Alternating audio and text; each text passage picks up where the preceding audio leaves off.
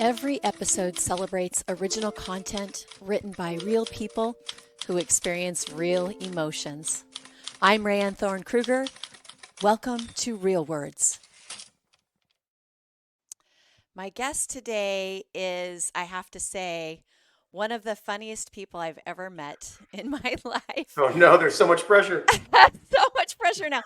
Nate Makaryk, I think I first met you actually post an improv show in Fullerton, California. You were part of a troupe. I don't know if you're still doing it. Maybe you pop in every now and then. But Improv Shmimprov. I don't know if I said that right. Yeah, you got it. At the Maverick Theater in Fullerton, California. And then I discovered that you were also a playwright and now an established author.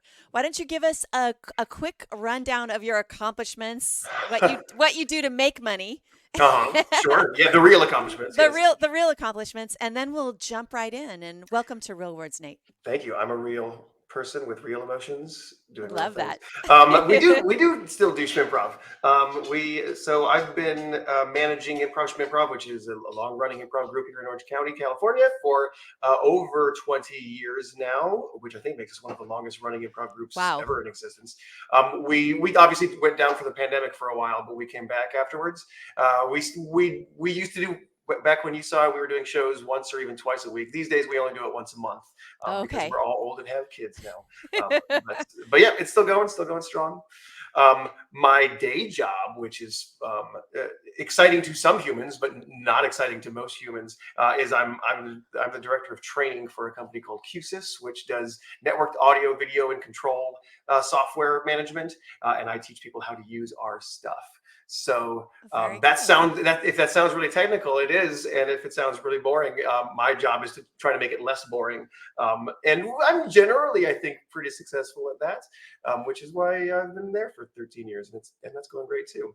That's fabulous. I didn't Yeah. know that. I didn't know that. I will bet that you use humor in your training quite a Very bit. much so. Yeah, we sort of became a benchmark in the industry for how training can be good or better than what training usually is, especially in our industry, in the AV world. Training is usually unbelievably dry and difficult to get through. So we use a lot of humor in our videos and in our live classes, and people take to that. And we've seen some people try to recreate that, but we've kind of lucked out because me and my boss Patrick, who is also a member of Shmimprov, we've got a comedy background. We've been doing There you comedy go. together for a decade, so having that intuitively as part of your training discipline is kind of invaluable. So that's going great. I love that. That's fantastic. So here you are, now an author. How did you go from being somebody who conducts training videos and a very successful improv performer, actor, playwright? How did you go to writing a book?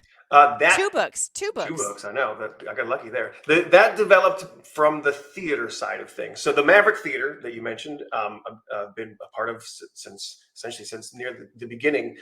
And I used to direct shows every now and then, usually like once a year or so. I directed less now that I'm a father, but back then I was directing, and one of the years, my partner Brian said he was pitching shows for me to do, and usually most of my shows have always involved some degree of sword play because I'm also a combat choreographer, so I enjoy making shows with lots of swords and action sequences. And he proposed the idea of doing a Robin Hood script, and my first reaction was to say, I don't really like Robin Hood. That's not really my deal. And he said, well, why don't you write your own version? And I hadn't really thought about that before. I had tinkered with some scripts before, but I generally hadn't really rewritten anything. I wrote a lot in college and I wrote a lot in high school. I've written, plenty of plays along the way, but I never thought about writing something new for the Maverick. And so I said, okay, that sounds like a great idea. I'll do that. I will write a Robin Hood script. So I wrote a play, which was called The Legend of Robin Hood. And we did that in about a year's time, and it came off very successfully. And a lot of people said, hey, what are you going to do with this script? That script was great. What are you going to do with it next?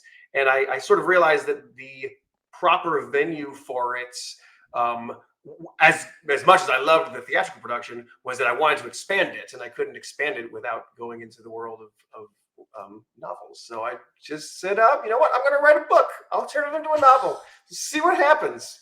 I had Wow. just had a friend of mine get published, and until that point, I think I had always, because I'd written book. I had written a book before too, back like in high school or something like that. I always enjoyed writing. Um, but I had always assumed that in order to become a writer, one must spend one's entire life in the pursuit of becoming a writer, and you have to go to college to be a writer, and you have to go to be approved to be a writer in some way. But then I had a friend who, she just wrote a book and she got it published, and I was like, hey, how'd you do that? Are you allowed to just do that? That's a thing. And so I sat her down and she talked me through it, and I said, I think I could maybe do that too. I mean, foolishly, it's still a really hard industry to get involved with. But first step is to write. So I just sat down and spent a year or so writing it out, and then got really That's lucky. that's wonderful. I know that I've spoken with many writers, and one of the first pieces of advice they ever receive is just start. Yeah, Just yeah. start. You can't do anything until you've got a product, right? There's no Right. point, and I mean, I think it works for many practices, but they say the best time to get started is 10 years ago, but the second best time is today, right? So just Right. It's start. kind of the whole old adage of planting a seed. If you want a tree, you got to start. You have to start, you have to plant that seed or that Yeah. sapling.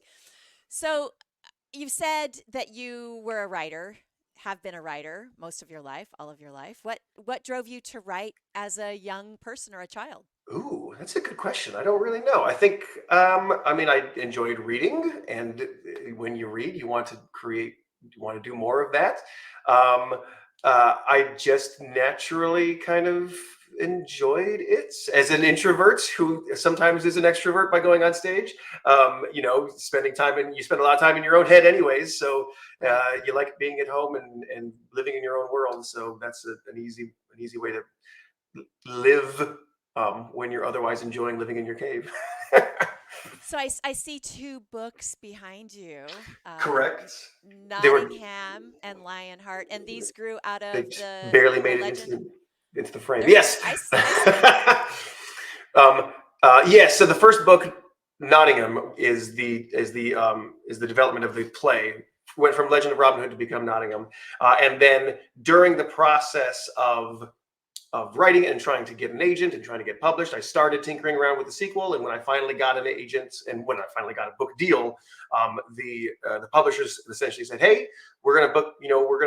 We're gonna assign you for two books. Do you want it to be a sequel? Do you want the second one to be something else entirely?" And I said, I've already been tinkering with a sequel, so let's do the sequel. Um, Wonderful. and so that was the sequel took much longer to write than the first one, sadly. But yeah, it was that I learned is a fairly common process, or fairly common practice, I should say, in the publishing world. In that, publishers want to make money off of you. Obviously, it's the business. And so, if they only book you for one book and it's a success, then they've got to go back and renegotiate and get a contract for number two. So it's pretty common. I would, more than half of writers who get published will get a contract for two or more books. Two is pretty common because then if the first one's a success, boom, they can follow it up with the second one real quick while you're popular, while you're hot. They can make even more money off that second one. If your first book tanks, well, guess what? They'll publish the second one. They just won't put any effort behind it, right? It'll be a low book run. It'll be low publicized. They'll fulfill their contractual obligation to get the second one out there. But it's, essentially they're hedging their bets that every now and then they're going to have that really successful first book, and the second book then can follow up really quickly. So, I say I'm lucky that I got that, but in reality, it's not uncommon at all. So your journey to become an author, to go from training videos to stage combat to writing plays and then these books. When you consider your journey to where you are as a published author of two books, successful books, do you have any advice for somebody who hasn't even started yet or who has dreamed of being published? I have I mean, we could spend hours on this. Yes, I have so much advice. I actually, one of the things I've really enjoyed about this process is that I've been invited to speak rather frequently at Writers Digest conventions to Great. writers that are budding and trying to break into the industry. Again, I think that's a byproduct of the fact that since I'm also a performer, I tend to be a little bit more entertaining than the average writer. A lot of not I'm clearly not going to poo-poo on writers in general, but generally writers tend to be, again, more soft-spoken and live in their world and not used to speaking in front of a crowd. So I've had a lot of success in also being a writer who speaks at those events. And some of the things, some of the courses that I give are basically hour or two, just here's advice on Wow. where are you at and what should you look forward to, what can you do. So yeah, I can talk a lot about advice for writers. Like some of the most common things that I really like to reinforce with writers. First one, for more than anything, is to keep in mind that your success is in no way tied to your value as a person or the value or quality of your writing. And that's a sad thing to get over, but it's really, really hard because so many people, when they get rejections, they think, oh, my writing is terrible, or oh, I'm not worthy of getting this. And sadly, it's not true. There's so much in the industry that is, you're out of your control, that is luck based, or you're getting the agent at just the right day, or you're falling into that niche of some project that a publisher is looking for they would have passed on the day earlier. There's so much that you can't control. Like 90% of it, I'm hoping that you'll get successful, is out of your control. The only things you can control is whether or not your writing is good, right? So do your best writing, and then somehow have the resiliency to let all the rejections not affect you, not get you down.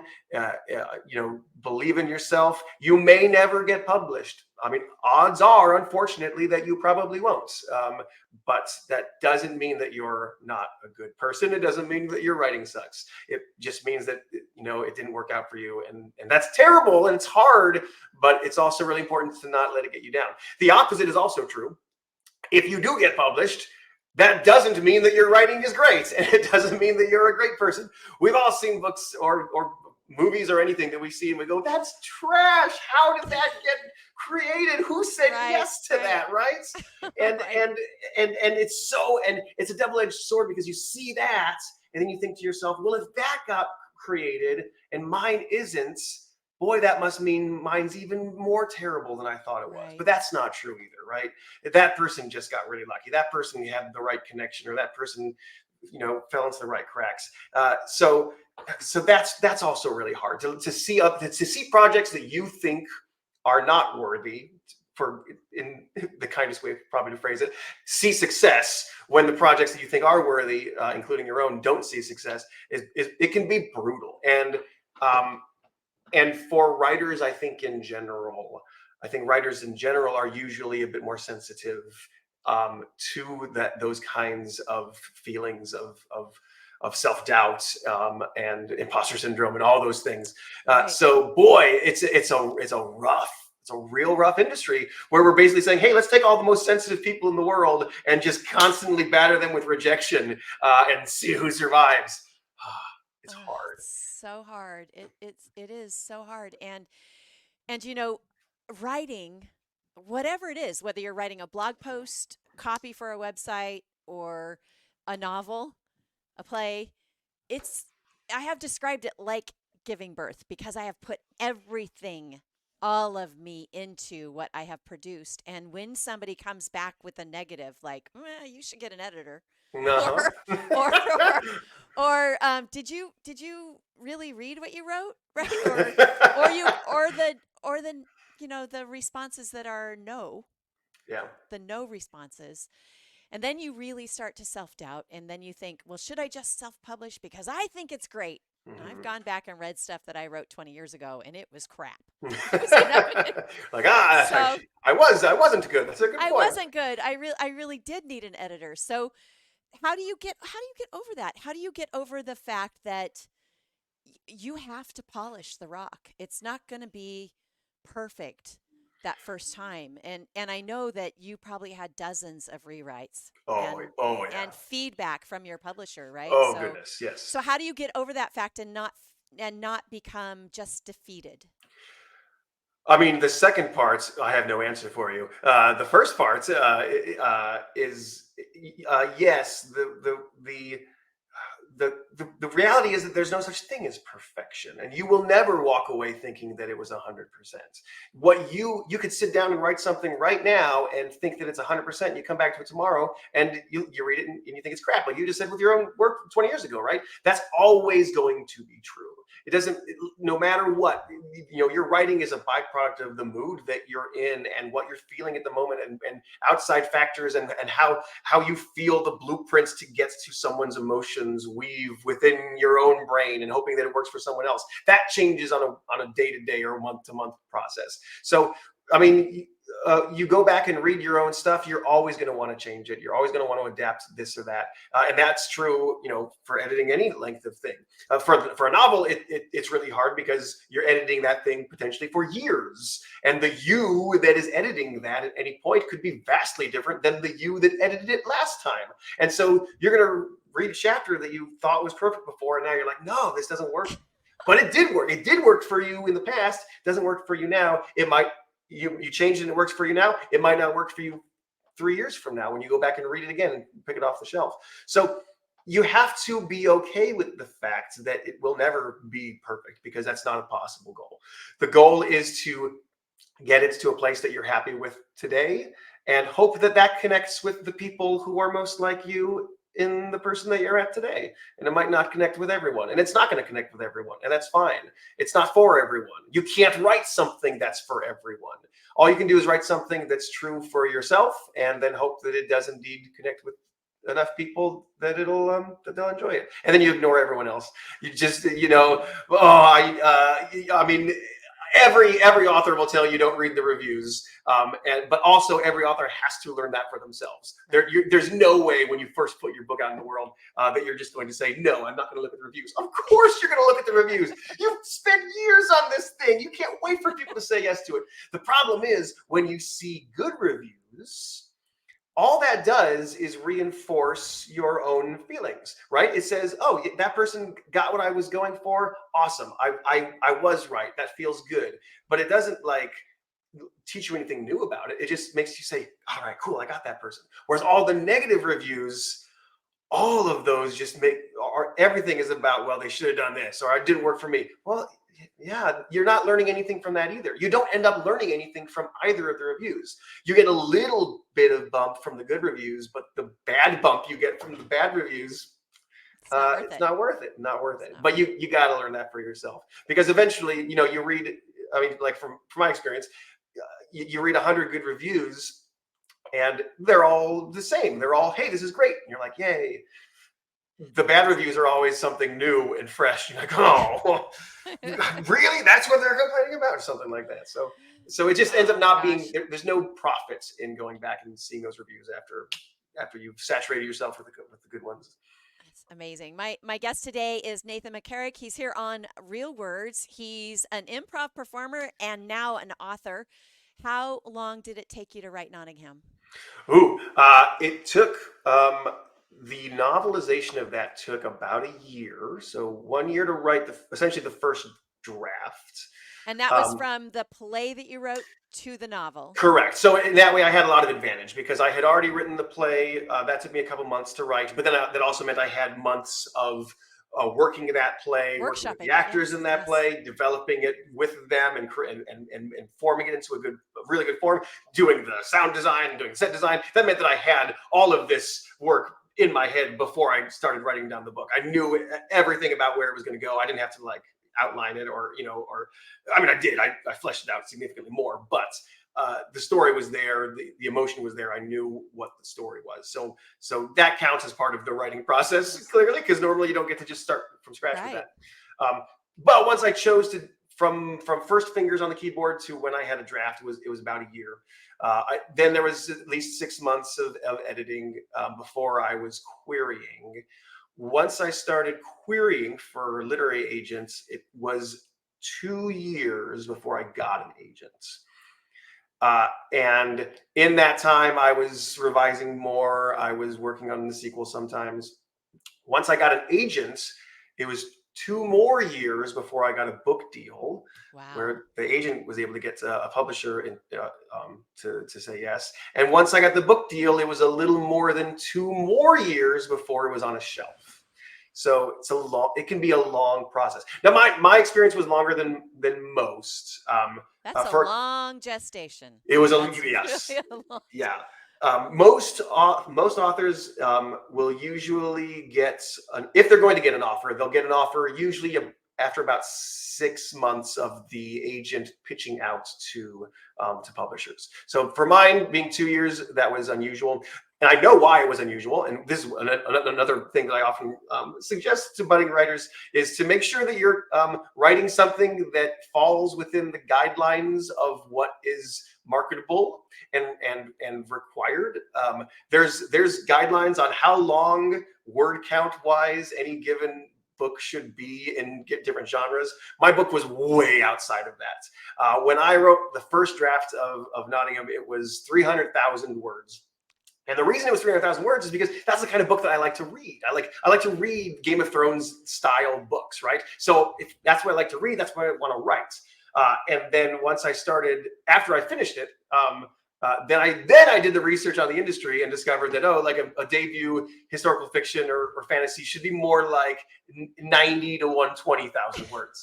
And I'm clearly 3 times that. So one of the things I'd like to suggest is do the research first, find out what is reasonable within your genre and aim for that. Now, that's not to say that it isn't possible to be successful. Clearly, I was lucky and got successful, even though with the revisions, the first book ended up still being around 225, which is still easily twice as long as it should have been for a debut.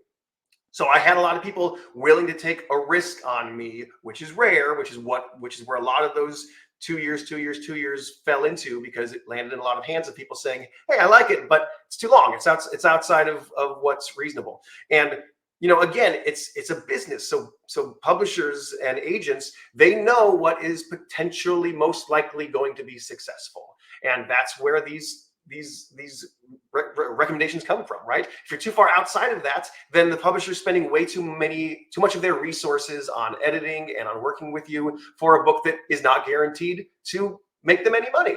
And so they're probably wasting that time. Why wouldn't they go with some other author who wrote a reasonably length novel? Because the odds to them are just the same, that one might be a success versus yours. So knowing the industry, giving them something that falls into the lines of what it is they're likely to be asking for is pretty important. It's not impossible. It's just adding giant obstacles or extra hurdles in front of yourself that you didn't need to. I ended up putting way too many hurdles in front of myself that I didn't need to, and that ended up costing me in the form of time over the long run. So that's something to be really scared of. It sounds. I don't want to put too much into it because I'm formulating myself. The next thing I want to do, Yep. and I don't want to scare myself. I don't want you to scare me. So, did you just write on Word doc? What did you Yeah. use software? Okay. Yeah, I just use Word. I don't. Scrivener's the other real common one for Yeah. writers, but I just use use Okay. Word. Great. Great. So, one of the core reasons I want to, of course, I love talking to authors and creators. One of the core reasons I launched this show and this website is because of the prevalence of AI and technology and the growth that we're seeing. I mean, every platform you go on, if you can write a post underneath it says write this with AI, Yeah. right? Or so everyone has opportunity to utilize AI. And I have a concern that we might be dumbing down creators. And by that I mean maybe making them a little bit lazy. Mm-hmm. So do you think that creativity is at risk because of AI and the fast movement forward we have in the world of technology right now? I mean, at risk for sure. I don't think we're far away from starting to see scripts and books that are AI generated at all. Right. And Right. in the beginning, that might very well be the selling piece, thing saying, "Hey, here's what. Take a look at this. Read it, and and be surprised by it." And then years after that, will you know it all? I don't know. Um, I mean, right now, I definitely see people using AI for editing purposes, which is I don't necessarily think is the worst thing in the world. I haven't been using it, but I've seen some people say, "Hey, I'm going to take my chapter, plop into Chat GPT, and say clean up the grammar and whatnot." And for some people when grammar is not your greatest strength, Right. awesome, good. Honestly, good for you, especially for self-published writers who might not have access or funds for a professional editor, and their book ends up coming off a little bit better than they could have otherwise. Go for it. I think that's useful. Um, the How far we are away from having just fully AI generated content, and hopefully we will see a backlash against it, kind of the way we do a little bit already Right. in movies and things like that. We've seen people like, people will use AI generated imagery in their movie posters, and we see people say, "Hey, no, that wasn't cool. Don't do that." Maybe that's just in my Facebook feeds. Maybe No, other people don't care.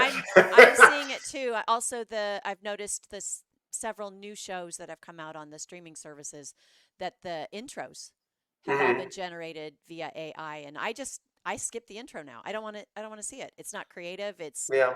It doesn't It, look interesting to it me at all. still it feels very fake now, but it's not. But it eventually won't. It eventually will Well, feel remember the real. aha video for Take on Me? Uh huh. How cool that was, and we Yeah. loved that going in and out of the real world and the the drawn word, the art world. I don't want it anymore. Let's keep it in aha. Let's keep it I in mean, the 80s. yeah, I think that a lot of people are fans, even like when it comes to movies, like the difference between CGI and practical effects are always better. And hopefully that will continue to be the case with content across the board. We know that it's cheaper to do CGI. We know it's cheaper to do AI. Um, uh, I guess we're the stewards as a public to decide whether or not Yes. we want to market that and choose for it to be something we're willing to pay for. Realistically, I think probably both paths will happen. We're going to see the easy things produced with AI. We're going to see the more human things produced human continually, and I doubt we'll ever completely replace that. I love that word steward. I think it's so important to remember that in all aspects of our life, being humans, we have stewardship over a lot that happens on this earth. And so I appreciate you using that word. No one said that yet. So I really appreciate that. I did at one point. I was on ChatGPT just playing around, and I was curious, and I have a full outline for what my third book in this series would have been had the pandemic not unfortunately stopped its progress. But I was curious in ChatGPT, and I was like, "What? Propose a plot for the third book in Nathan Makaryk's Nottingham series," and it knew my books, and it proposed character paths and things like that. And I was shocked that it even had that content available to it. Wow. I mean, the plot wasn't great, and I would definitely not use it. But generally speaking, it knew the wide brushstrokes and stuff Yeah. like that. So I was pretty surprised. Is there a screenplay in the works for Nottingham? No, I wish. When it first came out, I did have a little bit of interest in that regard from a couple of from one main source, but it wasn't the right time, and also it came out again 6 months before the pandemic, and then a pandemic hit, and so everything ends. And It did. Yeah. yeah, so like I mentioned, like my publisher, or my editor at my publisher, left in the pandemic times. So in the publishing world, that's basically kind of like a reset button for me, because now I don't have an advocate at the Right. publisher, and I got transferred to a new agent, but my new agent, or not, I'm sorry, not a new agent, to a new editor, but the new editor doesn't know me, didn't edit these books, didn't fight for them for the last 4 years, and it's a pandemic, so he's like, yeah, we're gonna okay, nice to meet Yeah. you. And that, Yeah. So what's next? The third in the series. Are you starting that? Are you workshopping it? What's I, going on there? I very much would like to finish the third someday, even if I have to self-publish it, because the second one ends in some cliffhangers, and it ended in cliffhangers specifically because at the time I thought for sure the third book was essentially greenlit. Um, I literally turned into the final draft of the second book the week before the Oh, pandemic hit. So anyway, so I really want to write that book. That might have to happen later in life. My goal right now is I have two other books that I've written in the last 3 years. uh-huh. And I'm trying to get those a home. And those are a different genre. Those are sci-fi fantasy books. So I'm trying to find a home for those. And my long-term goal would be that if I do get those published, and if they're successful, then maybe that can reinvigorate interest in the first two books. And then my publisher there will say, okay, let's make that third one happen after all. So sci-fi, that seems more you to me than however, I did know that you Yes. wrote the play for Legend of was it the Legend of Robin Hood? Yep. Yeah. So I knew that you wrote that. So I knew that that was you had stepped into historical fiction. Yeah, it was very funny when I was querying it out to realize that I had become a historical fiction author when that was never really my intent. In my mind, Robin Hood is much more like fantasy Right. than it's medieval and it's swords and it's castles. That feels like fantasy to me. But There's some reality in there though. There's yeah, some truth in there. but I did end up doing lots and lots of historical research for this, and in the end of the day, yeah, it ended up in the fiction shelf rather than the fantasy shelf because it's historical fiction. So so that was very strange for me that I consider myself like a fantasy and sci-fi guy, but now I'm For a sure. historical fiction author. That's I love that. So when Nate Makaryk was 9, 10 years old, was he an AV nerd? Did he roll that cart down the hall with the I was tapes on definitely a it? And computer nerd. I wasn't pushing the cart around. I wasn't the VCR guy, but I was always a computer nerd. I remember in must have been junior high or maybe elementary school. I remember we were playing Oregon Trail right back when that was cutting edge video I game gosh, technology. I Um, remember that. and it wasn't Oregon Trail. It was something like Oregon Trail, but it It was. was the I know what it was. It was in the jungle, right? Amazon, was it the Amazon one? This one was with ships. I think it was like sailing to the New World, something like that. But I remember that I like went into I kind of hacked into it in DOS and figured out where like how to win the game and stuff like that. So I was always that Oh, level of fucking nerd. Yeah, hacker. yeah. Hacker. So with all this background in sci-fi and now you are a historical fiction guy, do you have a favorite author? Have you Who's your favorite? I don't really have favorite anythings. I have like top fives of things, but I tend Okay. not to like gravitate to like a number one. But I mean, if you're asking specifically for like Yeah, sci-fi, I'll go Douglas Adams. I'll go Hitchhiker's Guide to the Galaxy all year long, any day. right. I think a lot of my humor grew from that. I was reading that growing up, and I've always loved the dry wits of that, and the sci-fi novels that I did write have a lot of that feeling in them of just the real dry, irreverent sarcasm, which fingers crossed someone will like Yeah. and say yes to. Well, my guest today has been the incomparable Nathan Makaryk. Just an amazing performer live. If you're in Southern California, look up Improv Shmimprov, and if you have a chance to go see him perform, he's incredible. Well, I've thank you. also, I mean, I've cracked on stage. We shared a stage together doing a really silly show called Santa Claus Conquers the Martians, and Uh-huh. Nathan, you can imagine him playing an evil Martian. It was overwhelming I still do many, that many every year as times. well. Oh, you do every Every year. year. That's me up. Oh, that's amazing. I need to get back and just come on stage for Come one back, weekend. Momar. I We need miss it. you. Come back and be Momar. Thank you, Nate. Such a pleasure. I really appreciate you sharing your understanding of this world and your love of it.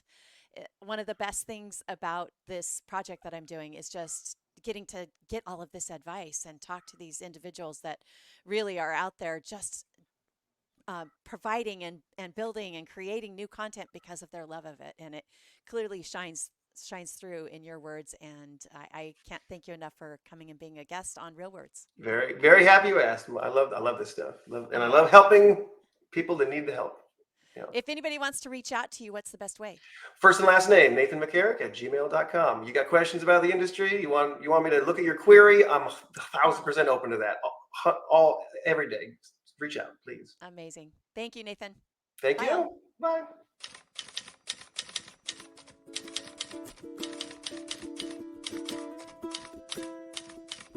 Thanks for tuning in. This episode was made possible by Never Enough Media.